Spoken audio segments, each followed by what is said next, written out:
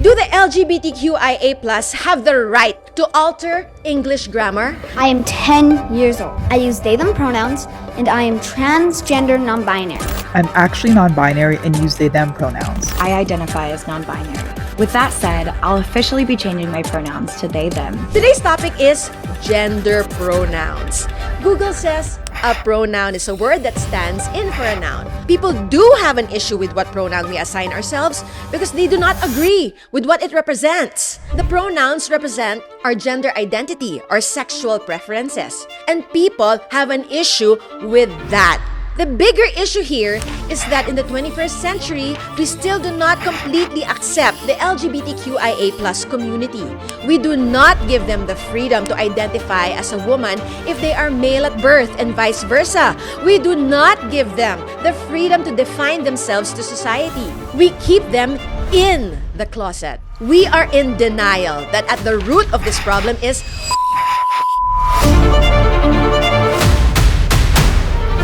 here's the deal. When the LGBTQIA+ are talking about their pronouns, they are not claiming to be a woman, man, non-binary at birth. They are talking about the present. But let me tell you now what I do not like about the new gender pronouns. Why are we using they and them?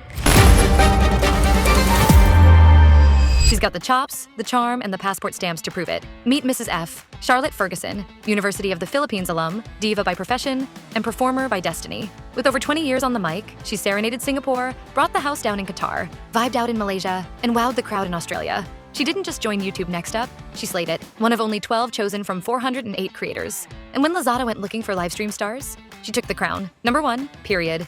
And during the last Philippine presidential election, she made her voice count. By speaking up on social and political issues, she racked up millions of organic views, proving she's more than a performer. She's the quintessential influencer. Singer, storyteller, certified scene stealer. This is Mrs. F. Hello, my naughty spawn! Here's your mother F asking you for one thing.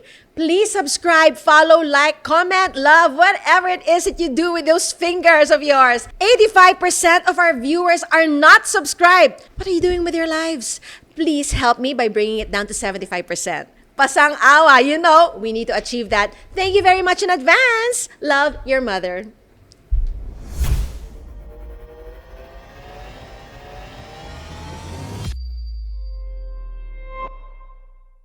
Mabuhay, my naughty children! Mrs. F here for another round of cancellations! At this point, if I don't get canceled on a video, I am not doing my job as the only woke anchor of PGMN! So if you are violently anti-woke, I can already tell you right now, you might need blood pressure maintenance after this video. So for your health's sake, keep on watching! Today's topic is gender pronouns. Do the LGBTQIA+ have the right to alter English grammar? Must the whole of society adjust for a mere 7% of the world's population? Before I get down on it, I would like to introduce myself to the new naughty spawn. I am Charlotte Ferguson. Before I was married, I was Charlotte Salandanan. When I joined a TV competition, producers told me to have a stage name, Charlotte Geiser. Before I was Charlotte, I was called Alot until I chose to use Charlotte in college. Now, my online persona is called Mrs. F, your sexy nagging mother. So I have been called a lot of names. And recently, dumb woke is one of them. And almost all of those names is completely my choice. People followed my lead as to what to call me. You can change your name by filing a petition in court if you want to formally change it, or you can simply start introducing yourself with a different name. And people do not question it. A name is a noun. What about pronouns? Google says a pronoun is a word that stands in for a noun, often to avoid the need to repeat the same noun over and over. If we can name ourselves with a proper noun, I feel that we can have a say with its matching pronoun. Oftentimes on a random text blast, or if I am speaking to a call center agent, they sometimes call me Sir. And I correct them all. It's Ma'am Charlotte. And they follow my lead. Simple as that. No issue. It should be simple as that, but it is not. People do have an issue with what pronoun we assign ourselves because they do not agree with what it represents. The pronouns represent our gender identity or sexual preferences, and people have an issue with that. The bigger issue here is the acceptance of our gender identities that differ from our sex at birth. The bigger issue here is that in the 21st century, we still do not completely accept the LGBTQIA+ community. We do not give them the freedom to identify as a woman if they are male at birth and vice versa. We do not give them the freedom to define themselves to society. We keep them in the closet. We are in denial that at the root of this problem is homophobia. Because if we can fully accept their gender identities and sexual preferences, the pronouns are not an issue. I can already foresee the comment section. You will tell me that you are not homophobic, that you don't care about their sexual preferences, and that you actually have LGBTQIA+ friends, but you will not call them other than their sex at birth. You will not be forced to lie just to feed their delusion. If you encounter LGBTQIA+ that are forcing you to deny what sex they were at birth, then I am with you. You do not need to be forced into that. That is delusion. But there is a difference between the terms sex and gender now. Sex refers to biological traits, while gender is a socially constructed concept. So if you are from the LGBTQIA+, I hope you do acknowledge the truth of your sex at birth and differentiate that from the gender you identify with now. Let's stick to the truth, the facts. But here's the deal. When the LGBTQIA+ are talking about their pronouns, they are not claiming to be a woman, man, non-binary at birth. They are talking about the present.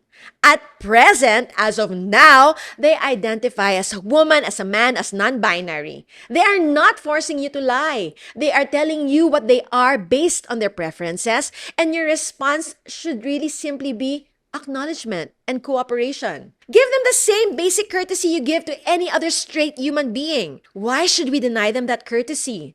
And let me clarify. I am talking about humans identifying as a gender of another human, okay? Let's save those who identify as a doorknob or a penguin. I'm a penguin, identifying as a two-spirit penguin. For another conversation. Let's save that video for never. I am not that evolved. Speaking of evolution, DEI, diversity, equity, and inclusivity, is part of society's evolution. Change is constant. I think wokes and non-wokes can agree on that statement. Do you agree with that statement, that change is constant? If yes, then how can we use the argument that there has always been just two genders and it should stay that way? In the past, we enslaved other humans. We bought them, we sold them, we hurt them into submission. In the past, women were not allowed to be educated and work. In the past, women who showed their ankles were promiscuous. In the past, Karen was a perfectly normal name to have, pleasant even. Now it's an insult. Go ahead, put me on social media. You're a little punk. Seriously? Trying I don't to want make him a in my living. neighborhood. You go to Indian Wells, you don't see lawlessness. In the past, homosexuals were hunted and killed. In the past, there were dinosaurs. I stand corrected. There are still dinosaurs, but just in mindset. Society will always try to improve itself. DEI, diversity, equity, and inclusivity, is part of that evolution. Don't be stuck in the past. Don't get left behind. Question anything that has always been that way. Make your mind do mental gymnastics. If you reached this part of the video, I am grateful to you. For whatever reason you stuck around, I'm grateful you are still here. And because I feel thankful right now, let me tell you now what I do not like about the new gender pronouns. The LGBTQIA+ community has a lot of very expressive, flamboyant, colorful, and creative individuals. Why then can we not create a new pronoun to represent that? Why are we using they and them? It is very confusing. I don't know if the article is referring to a solo person or multiple people. I just feel we could have created a new pronoun to represent that community. Causing confusion in grammar and literature will cause unnecessary resistance because frankly, it sounds ridiculous. But if this is the pronoun they prefer, I will adjust. All new things cause confusion at first, so it is a learning curve and I will adjust. Because it is the LGBTQIA+ that is ultimately affected, not me, not straight little me. This is what it boils down to. Compassion. Straight little us are not the ones feeling unaccepted, judged, and trapped because of a trait or an organ we were born with. It is the LGBTQIA+ who is being forced to stifle their self-expression. It is them that are suffering in bodies and names and pronouns that do not feel like their own. If it does not concern us, why does it make us so mad? Why can't we adjust so we can alleviate the pain and suffering of others? The world is already cruel. Must we add to it? Can we not choose compassion? Let's choose compassion, my children. And if you reach this part of the video, I am grateful to you. Even if you choose to cancel me in the comments section anyways.